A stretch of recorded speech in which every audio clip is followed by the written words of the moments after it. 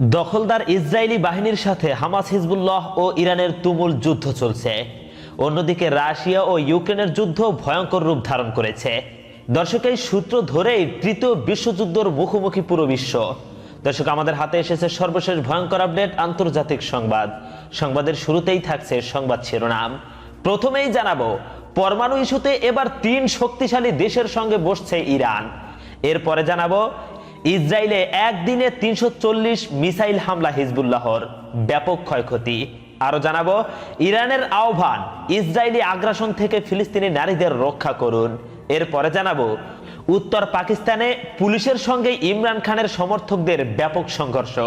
এরপরে সর্বশেষে জানাবো, ইসরায়েলকে জবাব দিতে প্রস্তুত ইরান, জানিয়েছে খামেনির উপদেষ্টা। দর্শক, শুনছিলেন সংবাদ শিরোনাম, এখন জানুন বিস্তারিত। পরমাণু ইস্যুতে এবার 3 শক্তিশালী দেশের সঙ্গে বসছে ইরান। আন্তর্জাতিক পরমাণু শক্তি সংস্থা IAEA বিধিনিষেধ উপেক্ষা করে ইরান তাদের পরমাণু কার্যকর জোরদার করছে, এমন অভিযোগ এনে সংস্থাটির 35টি দেশের গভর্নর বোর্ড ইরানের বিরুদ্ধে বৃহস্পতিবার জাতিসংঘে একটি নিন্দা প্রস্তাব গ্রহণ করে, যার নেতৃত্বে ছিল ইউরোপের 3 দেশ, ফ্রান্স, জার্মানি ও যুক্তরাজ্য। এবার এই 3 দেশের সঙ্গেই বৈঠকে বসতে চায় ইরান। রোববার ইরানের পররাষ্ট্র মন্ত্রণালয়ের মুখপাত্র ইসরাইল বাঘাই জানিয়েছেন, শুক্রবার ইরান, ফ্রান্স, জার্মানি এবং যুক্তরাজ্যের উপ পররাষ্ট্র মন্ত্রীদের সাথে বৈঠক অনুষ্ঠিত হবে। যদিও কোথায় এই বৈঠক অনুষ্ঠিত হবে সেটি পরিষ্কার জানাননি তিনি। পরে এক বিবৃতিতে পররাষ্ট্র মন্ত্রণালয়ের মুখপাত্র বলেন, বৈঠকে ফিলিস্তিন ও লেবাননের পাশাপাশি পারমাণবিক বিষয়সহ বিভিন্ন আঞ্চলিক ও আন্তর্জাতিক সমস্যা নিয়ে আলোচনা করা হবে। বাঘাইয়ের এই বৈঠকটিকে সবশেষে জাতিসংঘের সাধারণ পরিষদের বার্ষিক অধিবেশনের পার্শ্ব বৈঠকে দেশগুলোর সঙ্গে অনুষ্ঠিত আলোচনার ধারাবাহিকতা হিসাবে উল্লেখ করা হয়েছে। তবে ইরানের এই পদক্ষেপটি এমন সময় নেওয়া হয়েছে যখন তাদের পারমাণবিক কর্মসূচি নিয়ে উত্তেজনা বৃদ্ধি পাচ্ছে। সমালোচকদের আশঙ্কা, কর্মসূচিটির লক্ষ্য পারমাণবিক অস্ত্র তৈরি, কিন্তু তেহরান তা বারবার অস্বীকার করেছে। তাছাড়া সম্প্রতি IAEA প্রধান রাফায়েল গ্রোসি সম্প্রতি তেহরান সফর করে এসেছেন, যে কারণে ধারণা করা হচ্ছে সফরে উল্লেখযোগ্য অগ্রগতি হয়েছে। গ্রোসির সফরের সময় ইরান অস্ত্র উৎপাদনের জন্য নির্ধারিত মানের 60% পর্যন্ত বিশুদ্ধতা সমৃদ্ধ ইউরেনিয়ামের সংবেদনশীল মজুদ সীমাবদ্ধ করার জন্য IAEA এর দাবিতে সম্মত হয়েছে। প্রস্তাবের প্রতি প্রতিক্রিয়া জানিয়ে ইরান ঘোষণা করেছে, তারা একরাশ নতুন এবং উন্নত সেন্ট্রিফিউজ চালু করছে। সেন্ট্রিফিউজগুলি গ্যাসে রূপান্তরিত ইউরেনিয়ামকে অত্যন্ত উচ্চ গতিতে ঘুরিয়ে তার মধ্যে মিসাইল আইসোটোপ U-235 এর পরিমাণ বৃদ্ধি করে। ইরানের পারমাণবিক শক্তি সংস্থার মুখপাত্র বেহরুজ কামাল ভান্দি রাষ্ট্রীয় মাধ্যমকে বলেন, আমরা বিভিন্ন ধরনের উন্নত মেশিন ব্যবহার করে সমৃদ্ধকরণের ক্ষমতা উল্লেখযোগ্যভাবে বৃদ্ধি করব। সেই সঙ্গে ইরান বলছে, তারা IAEA এর সাথে তাদের প্রযুক্তিগত এবং নিরাপত্তা সহযোগিতা চালিয়ে যাওয়ার পরিকল্পনা করছে।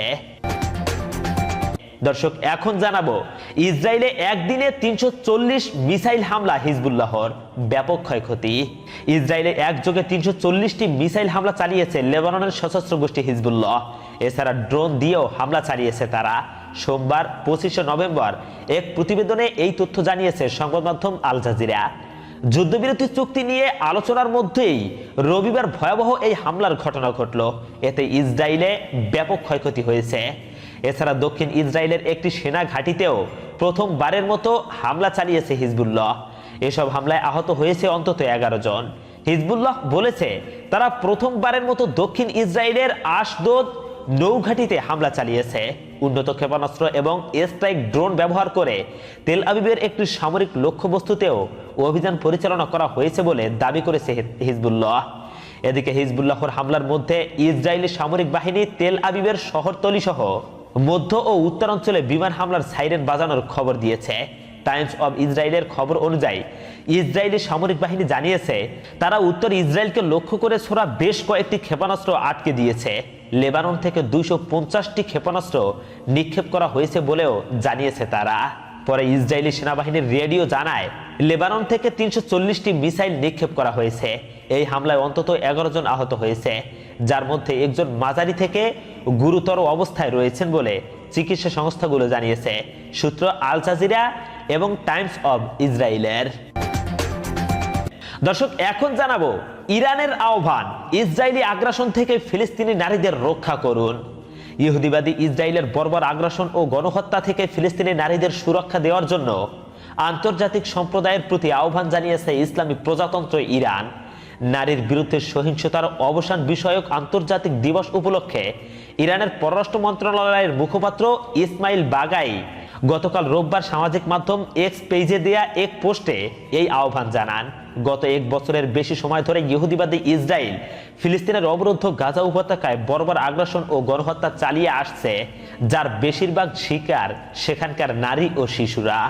ইসমাইল বাকাই বলেন, দশকের পর দশক ধরে ফিলিস্তিনি নারী ও মেয়েরা নজিরবিহীন এবং ভয়াবহ সহিংসতার শিকার। আন্তর্জাতিক এই দিবস আমাদের সে কথা স্মরণ করিয়ে দিচ্ছে। দখলদার ইসরায়েলের বর্বরতা ও ভয়াবহতার শিকার হয়ে ফিলিস্তিনের হাজার হাজার নারী ও মেয়ে এ পর্যন্ত শাহাদাত এবং পঙ্গুত্ব বরণ করেছেন।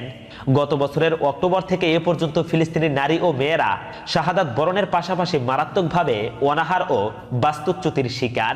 জোর করে তাদেরকে প্রায় প্রতিনিয়ত এক জায়গা থেকে আরেক জায়গায় উদ্ধাস্তুতে পরিণত করা হচ্ছে। সংবাদ পার্স টুডের। দর্শক, এখন জানাবো উত্তল পাকিস্তানে পুলিশের সঙ্গে ইমরান খানের সমর্থকদের ব্যাপক সংঘর্ষ। পাকিস্তানের সাবেক প্রধানমন্ত্রী ইমরান খানের ডাকা কর্মসূচি ঘিরে রাজধানী ইসলামাবাদে উত্তপ্ত পরিস্থিতির সৃষ্টি হয়েছে। কারাগার থেকে দলের নেতার ডাকা বিক্ষোভে সাড়া দিয়ে রাজধানী ইসলামাবাদের দিকে রওনা দিয়েছে হাজার হাজার নেতাকর্মী ও সমর্থক। ইমরান খানের দল পিটিআই সমর্থকদের এ বহরকে আটকাতে নানা পদক্ষেপ নিয়েছে আইন শৃঙ্খলা রক্ষাকারী বাহিনী। ইসলামাবাদে আসতে থাকা এসব পিটিআই সমর্থকদের সঙ্গে পুলিশের ব্যাপক সংঘর্ষও ঘটেছে। বিবিসির লাইভ খবরে বলা হয়েছে, ডি চৌক এলাকায় অর্থাৎ রাজধানীর প্রবেশ মুখে ব্যারিকেড দেওয়া হয়েছে, মোতায়েন করা হয়েছে পুলিশ। স্থানীয় কর্তৃপক্ষ জানিয়েছে, বিক্ষোভকারীরা পুলিশের দিকে পাথর নিক্ষেপ করছে, যার ফলে 14 জন কর্মকর্তাকে হাসপাতালে ভর্তি করা হয়েছে। এদিকে পিটিআই কর্মীরা দাবি করছেন, পুলিশ জনতাকে লক্ষ্য করে টিয়ার গ্যাসের সেল ছুড়ছে এবং লাঠিচার্জ করছে। স্থানীয় কর্তৃপক্ষের মতে সোমবার সকালে ইসলামাবাদ জুড়ে কয়েক ডজন বিক্ষোভকারীকে গ্রেফতার করা হয়েছে। ডি চকে পিটিআই এর বেশ কয়েকজন নেতাকর্মী গ্রেফতার হয়েছেন। পাকিস্তানি সংবাদ মাধ্যম জিও নিউজ জানিয়েছে, ইসলামাবাদের 2 মাসের জন্য 5 বা তার অধিক মানুষের সমাবেশ নিষিদ্ধ বা 144 ধারা জারি করা হয়েছে। নিষেধাজ্ঞা অমান্য করে খাইবার পাখতুনখোয়া, পাঞ্জাব ও অন্যান্য প্রদেশ থেকে পিটিআই সমর্থকরা রাজধানীর দিকে মিছিল নিয়ে এগিয়ে যাচ্ছে। পাকিস্তানি সংবাদ মাধ্যম দ্য ডনের খবরে বলা হয়েছে, সরকারি কর্মকর্তারা পিটিআই এর এই কর্মসূচিকে সুচিন্তিত ষড়যন্ত্র বলে অভিহিত করেছেন, কারণ বিক্ষোভের দিনটি আরেকটি বিদেশি বিশিষ্ট ব্যক্তির সফরের সাথে মিলে যায়। বেলারুশের প্রেসিডেন্ট আলেকজান্ডার লুকাশেঙ্কোর সফর। বেলারুশের প্রেসিডেন্ট আজ ইসলামাবাদে আসছেন। দর্শক, এখন জানাবো ইসরায়েলকে জবাব দিতে প্রস্তুত ইরান, জানিয়েছে ইরানের সুপ্রিম লিডার আয়াতুল্লাহ খামেনির উপদেষ্টা। ইসরায়েলকে যথাযথ জবাব দেওয়ার প্রস্তুতি নিচ্ছে ইরান। দেশটির সর্বোচ্চ নেতা আয়াতুল্লাহ আলী খামেনির সিনিয়র উপদেষ্টা আলী লারিজানি এ দাবি করেছেন। তবে প্রতিক্রিয়ার ধরন বা পদ্ধতি সম্পর্কে তিনি কোনো সুনির্দিষ্ট তথ্য প্রকাশ করেননি। ব্রিটিশ বার্তা সংস্থা রয়টার্স এ খবর জানিয়েছে। সংবাদ সংস্থা তাসনিমকে দেওয়া এক সাক্ষাৎকারে তিনি বলেছেন, প্রতিরোধ গড়ে তোলার লক্ষ্যে এই জবাব দেবে ইরান। ইরান পূর্বে ঘোষণা করেছে যে 26শে অক্টোবর তাদের সামরিক স্থাপনায় ইসরায়েলি হামলার প্রতিশোধ নিতে তারা পদক্ষেপ নেবে।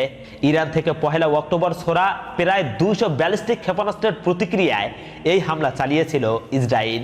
ইরানের ক্ষেপণাস্ত্র হামলা ইসরায়েলে সামরিক স্থাপনায় তুলনামূলক কম ক্ষতি করলেও কিছু আবাসিক এলাকায় আঘাত হানে। এতে পশ্চিম তীরে এক ফিলিস্তিনি নিহত হন। ইরানের দাবি, তেহরান সমর্থিত সশস্ত্র গোষ্ঠীর নেতা ও ইসলামিক রেভলিউশনারি গার্ড কোরের আইআরজিসি এক কমান্ডার হত্যার প্রতিশোধ হিসাবে ওই হামলা চালানো হয়।